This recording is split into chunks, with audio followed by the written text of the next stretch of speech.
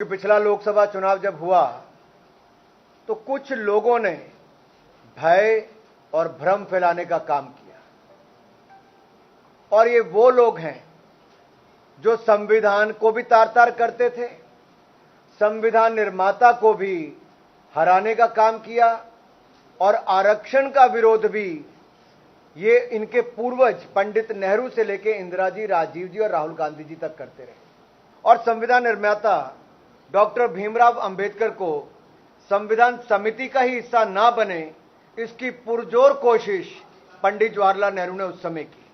Doctor Ambedkar की हार पंडित नेहरू के चेहरे की मुस्कुराहट बनी थी, क्योंकि डॉक्टर अंबेडकर दलितों की बात उठाते थे, गरीबों की बात उठाते थे, ओबीसी की बात उठाते थे और Pandit Jawaharlal Nehru ji SC, ST, OBC के घोर विरोधी थे। और ये पूरे के पूरा गांधी नेहरू परिवार एससी, एसटी, ओबीसी विरोधी था। कांग्रेस ने कोई सम्मान डॉक्टर भीमराव अंबेडकर को नहीं दिया। अरे सम्मान तो छोड़िए साहब, जब उनकी मृत्यु हुई तो दिल्ली में उनका अंतिम संस्कार नहीं किया गया, मुंबई उनके पार्थिव शरीर को भेजा गया और हवाई जहाज का भी कोई विशेष इंतजाम नहीं किया गया और उनकी पत्नी को हवाई जहाज से ले जाना पड़ा, उसका बिल भी उनको भेज दिया गया।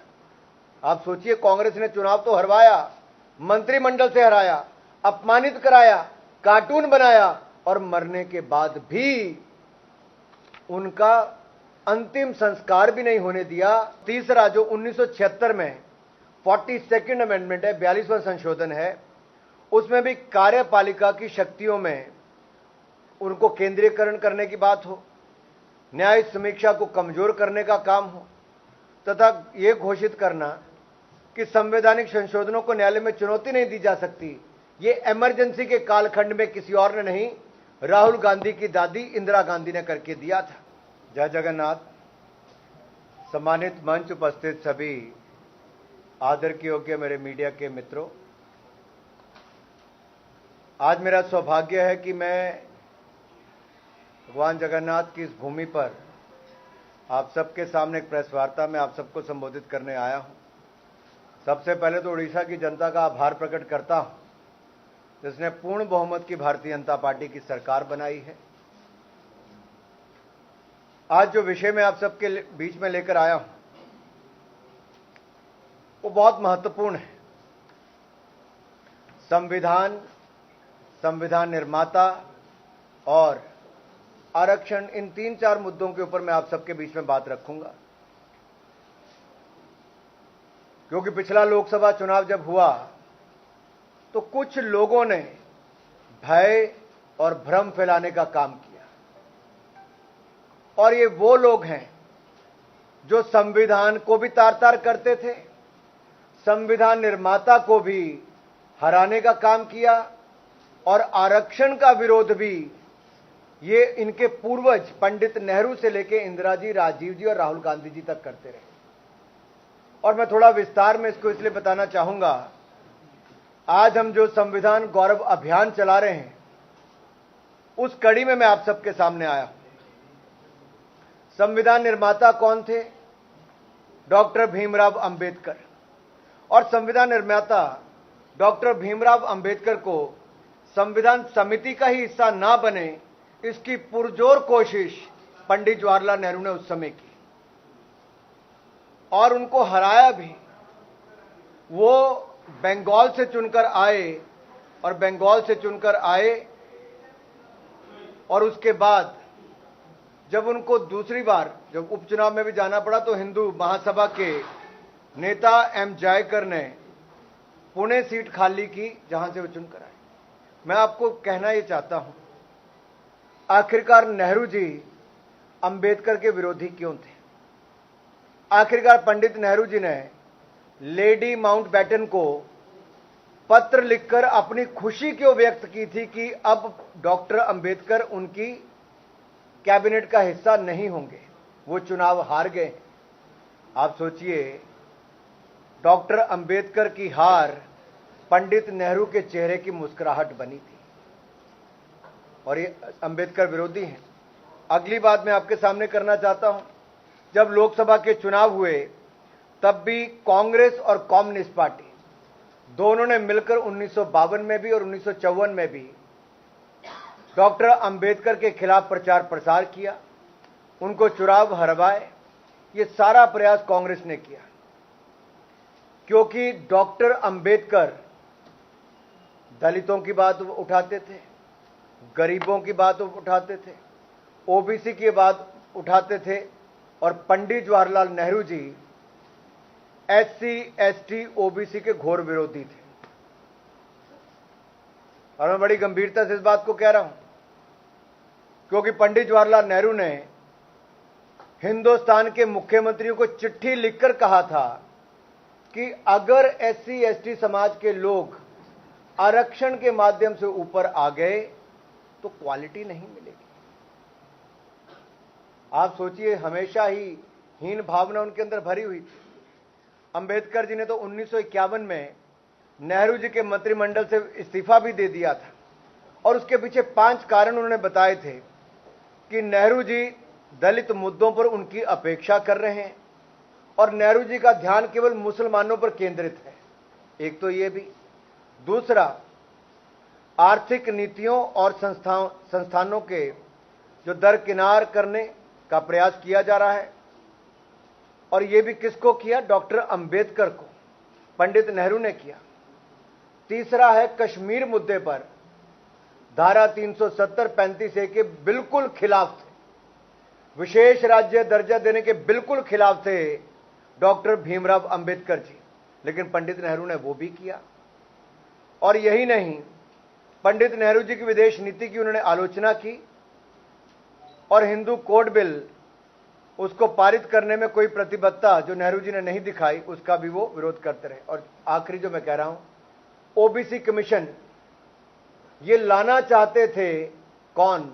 डॉक्टर भीमराव अंबेडकर, लेकिन पंडित नेहरू ने भी इसका विरोध किया, इंदिरा जी ने भी किया, राजीव जी ने भी किया, और ये पूरे के पूरा गांधी नेहरू परिवार एससी एसटी ओबीसी विरोधी था। और केवल यहीं तक नहीं रुकी, अगर आप इसके आगे देखेंगे, इंदिरा जी के समय भी बैकवर्ड कम्युनिटी के लिए कुछ नहीं हुआ, और राजीव गांधी जी के समय भी नहीं हुआ। लेकिन जब नरेंद्र मोदी जी की सरकार आई तो एनआईटी और शैक्षणिक संस्थानों में ओबीसी को आरक्षण दिया गया, और national commission for backward caste NCBC यानी कि संवैधानिक दर्जा भी किसी ने दिया पिछड़े वर्ग को, तो नरेंद्र मोदी जी की सरकार ने दिया। 27 ओबीसी मंत्री नरेंद्र मोदी जी की सरकार में हैं, और न्यायपालिका और राज्यसभा में भी समावेशता सुनिश्चित करने का काम हमारी सरकार ने किया। आपको पता होगा, विख्यात संगीत में क्षेत्र में जो हैं इलैयाराजा जी, जो दलित समाज से आते हैं, उनको राज्यसभा देने का काम हमारी पार्टी ने किया। 3 दलित जजों को सुप्रीम कोर्ट में भेजने का काम हमारी सरकार ने किया। और यही नहीं, ऐसे अनेकों कार्य हमारी सरकार ने किए हैं। अब दूसरी बात जो मैं आप में आता हूं, जहां अंबेडकर जी का अपमान कहां और किया, आप याद करिए 2012 में एनसीईआरटी के पाठ्यक्रम में, सिलेबस में जो कार्टून दिखाया गया, उसमें कितना अपमान डॉक्टर अंबेडकर का किया गया। उसका विरोध करने के बाद उसको हटाया गया। कांग्रेस ने कोई सम्मान डॉक्टर भीमराव अंबेडकर को नहीं दिया। अरे सम्मान तो छोड़िए साहब, जब उनकी मृत्यु हुई तो दिल्ली में उनका अंतिम संस्कार नहीं किया गया, मुंबई उनके पार्थिव शरीर को भेजा गया, और हवाई जहाज का भी कोई विशेष इंतजाम नहीं किया गया, और उनकी पत्नी को हवाई जहाज से ले जाना पड़ा, उसका बिल भी उनको भेज दिया गया। आप सोचिए, कांग्रेस ने चुनाव तो हरवाया, मंत्रिमंडल से हराया, अपमानित कराया, कार्टून बनाया, और मरने के बाद भी उनका अंतिम संस्कार भी नहीं होने दिया। और डॉक्टर भीमराव अंबेडकर का पोर्ट्रेट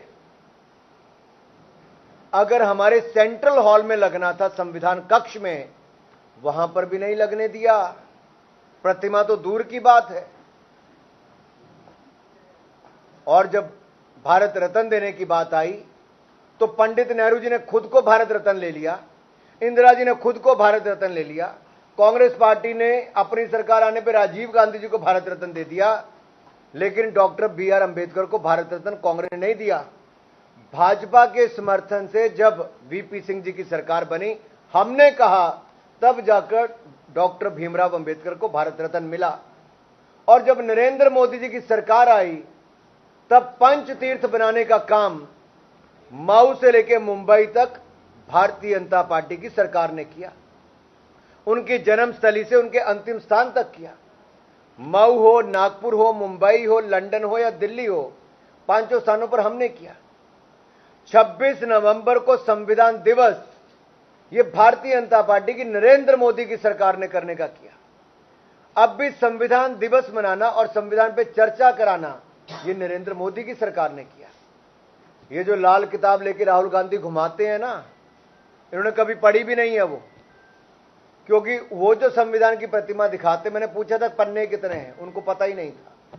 पूरी कांग्रेस पार्टी में किसी को पता नहीं था, पूरे विपक्ष में किसी को पता नहीं था, पूरे हाउस में पूछा मैंने, पार्लियामेंट में, किसी को पता नहीं था। और इस बार जब संविधान पे चर्चा हुई, माननीय प्रभारी जी, तब मैंने, राहुल जी का भाषण खत्म हुआ तो मैंने फिर खड़ा होकर पूछा कि राहुल जी, जो प्रस्तावना इस पे लिखी है, जो किताब आप लाल दिखाते हो, उस प्रस्तावना को सुप्रीम कोर्ट के 2 प्रमुख वकीलों ने लिखा है, के वेणुगोपाल और गोपाल शंकर नारायण ने, प्रीफेस एंड फॉरवर्ड। और एक ने लिखा है कि पहले दिन से ही जुडिशरी के साथ इनकी नोकझोंक थी। और उसमें यह भी लिखा है कि अगर नेहरूवियन सोच का इस पे प्रभाव होता है हिंदुस्तान के संविधान पर, तो शायद आम आदमी को अपना अधिकार ना मिला होता। और दूसरे ने लिखा है कि इंदिरा गांधी की इमरजेंसी के कारण जो देश में काला अध्याय था, उससे मुक्ति दिलाने का काम हुआ तो बाबा साहब अंबेडकर के संविधान के कारण हुआ। और अध्यक्ष जी, उन्होंने ये भी कहा कि जनता को अधिकार अगर दिए तो बाबा साहब अंबेडकर के संविधान ने दिए।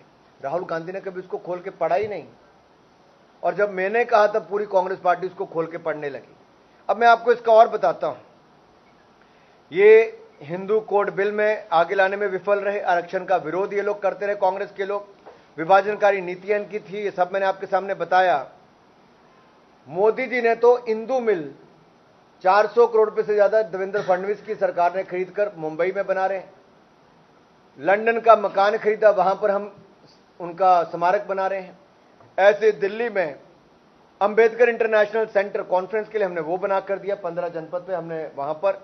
और यही नहीं, इनकी प्रतिमा को भी मुंबई में लगाया जा रहा है ताकि उसको समानता और न्याय का जो योगदान डॉक्टर भीमराव अंबेडकर का है, उसकी प्रतिमूर्ति हम वहां पर दिखा सकें।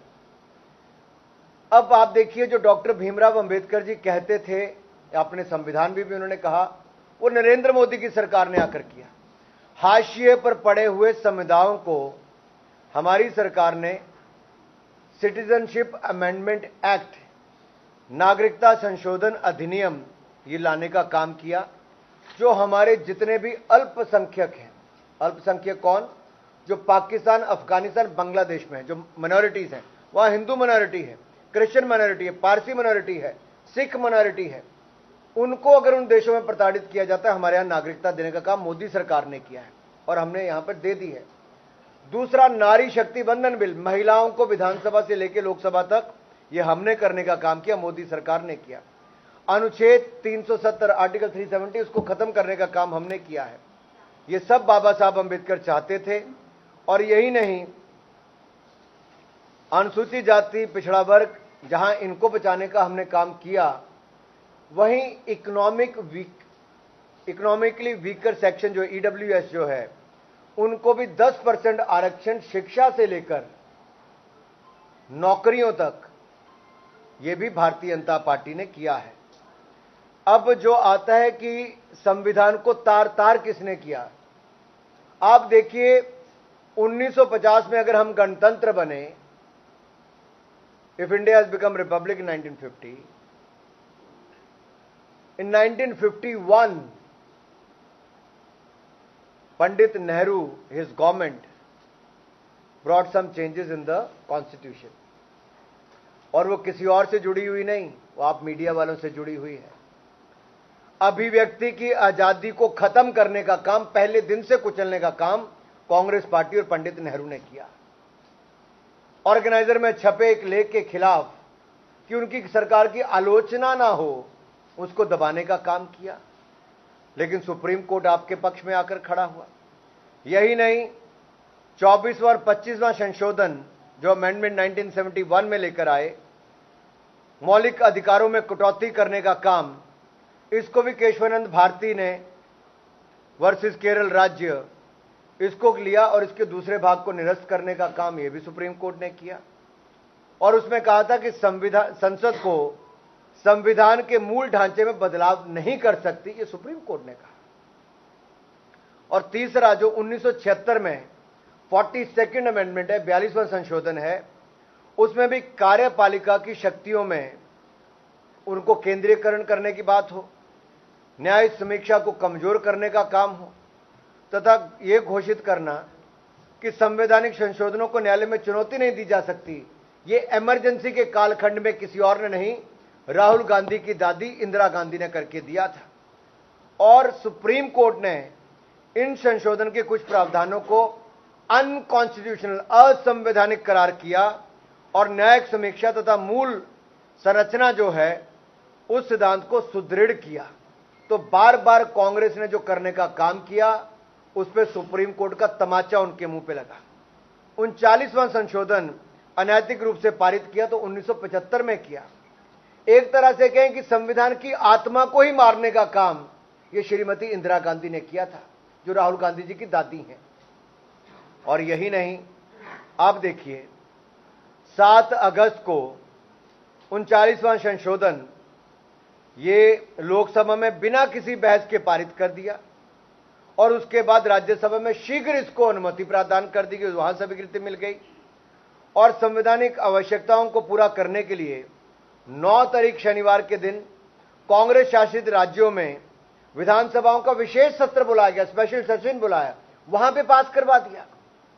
और 10 तारीख को संडे था, 10 अगस्त को, उस दिन राष्ट्रपति भवन को खुला रखा गया और संशोधन को अंतिम रूप वहां पर दे दिया गया। ये इस तरह से लोकतंत्र की हत्या की गई।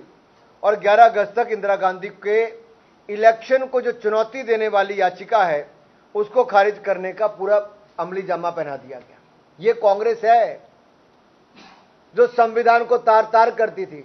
और राहुल गांधी जी वो हैं जिनके पूरे परिवार, जी भाई साहब उस पर मंडल कमीशन पे भी आऊं, वो जब रिजर्वेशन की बात करेंगे तब। तो ये राहुल गांधी जी जो संविधान को तार तार करने की बात करते हैं, इनके परिवार ने किया है। आपातकाल जो कालखंड है, इसमें लोकतांत्रिक अधिकारों का हनन हुआ, ये मैंने आपके सामने रखा। अब आर्टिकल 356, इसका दुरुपयोग किसने किया? सरकारें गिराने में 88 टाइम्स कांग्रेस ने सरकारें गिराई हैं। इंदिरा गांधी जी ने एक ही दिन में 7 राज्यों की सरकारों को गिरा दिया था, बगैर कोई कारण बताए गिरा दिया। आप सोचिए क्या किया। और यही नहीं, और ये कब किया? 17 फरवरी 1980 को इंदिरा गांधी जी ने। लेकिन जहां तक महिलाओं को अधिकार देने की बात थी तो शाहबानो केस में राजीव गांधी जी मुकर गए, लेकिन नरेंद्र मोदी जी ने ट्रिपल तलाक कानून लेकर आए और वहीं पे नारी शक्ति वंदन बिल लेकर आए। महिलाओं के हक में जहां एक और मोदी सरकार खड़ी हुई, दूसरी ओर कांग्रेस ने महिलाओं के अधिकार छीने हैं। कांग्रेस ने तो एक महिला ने इमरजेंसी लागू की, इंदिरा गांधी ने। जब सोनिया गांधी जी आई तो उसने नेशनल एडवाइजरी काउंसिल बनाकर मनमोहन सिंह जी के प्रधानमंत्री के अधिकार लेके भी सुपर प्राइम मिनिस्टर बनके वो खड़ी हो गई। ये कांग्रेस है। यही नहीं, मैं आपको एक और बात कहना चाहता हूं। अब वो बोलेंगे कि भाजपा ने भी संशोधन किए। जी हां, हमने किए, लेकिन किस लिए किए? राष्ट्र हित में किए। हमने 101वां संशोधन जो किया, जीएसटी लेकर आए, जिसके कारण आज जीएसटी की कमाई राज्यों की और केंद्र की औसतन 1,75,000 करोड़ रुपया हो गई है। ये हम लेकर आए जीएसटी का अमेंडमेंट। इससे देश को फायदा हुआ। दूसरा हम अमेंडमेंट लेकर आए ओबीसी कमीशन को संवैधानिक दर्जा देने का। इससे जो वर्षों पुरानी मांग थी वो हमने पूरी की है नरेंद्र मोदी की सरकार ने। तीसरा हम 10% आरक्षण लेकर आए इकोनॉमिक वीकर सेक्शन को एजुकेशन एंड एम्प्लॉयमेंट में। ये वर्षों पुरानी मांग थी, हमने पूरी की। और चौथा 106 अमेंडमेंट हम लेकर आए 33% रिजर्वेशन फॉर वुमेन। हम गर्व से कहते हैं हम 4 संशोधन लेकर आए तो जनता के हित में लेकर आए। वैसे ही ऐतिहासिक सुधार हमने 370A आर्टिकल उसको खत्म करके किया है और ट्रिपल तलाक नया कानून बना के किया है और सीए जैसे कानून बनाकर हमने ये किया है। अंत में साथियों इतना ही कहूंगा कि मंडल कमीशन और उससे पहले काका कालेलकर की रिपोर्ट, मैं कांग्रेस से पूछना चाहता हूं, ऐसी कौन सी मजबूरी थी कि काका कालेलकर की रिपोर्ट को लागू नहीं किया गया? ऐसी कौन सी मजबूरी थी कि मंडल कमीशन की रिपोर्ट को लागू नहीं किया गया? यह केवल एक मजबूरी थी कि एससी, एसटी, ओबीसी विरोधी कांग्रेस को दलित और पिछड़ा वर्ग को आरक्षण नहीं देना था, उनको गरीब पिछड़ा ही रखना था। लेकिन नरेंद्र मोदी की सरकार बनी और पहले भी हमारी समर्थन वाली सरकारें बनी, तब जाके मंडल कमीशन की रिपोर्ट को भी लागू किया गया था और इस बार भी संवैधानिक दर्जा एनसीबीसी बनाकर हमने दिया है। इतना ही मैंने कहना था कि आज का ये संविधान गौरव अभियान, ये 3 पहलू मैंने आपको बताए। अंबेडकर का अपमान कांग्रेस ने किया जो संविधान निर्माता थे, संविधान को तार तार और संविधान को छीलने का और खत्म करने का काम कांग्रेस ने किया, और तीसरा एससी, एसटी, ओबीसी को आरक्षण का विरोध और उनको पिछड़ने का काम ये भी कांग्रेस ने ही किया। लेकिन चौथी बात जो मैंने महत्वपूर्ण बताई कि बैकवर्ड हो, एससी, एसटी हो, इसका मान सम्मान हो, या संविधान निर्माता का मान सम्मान हो, या संविधान में जो संशोधन करके देशवासियों के सम्मान के लिए कुछ करना हो, यह भारतीय जनता पार्टी ने किया है। बहुत बहुत धन्यवाद।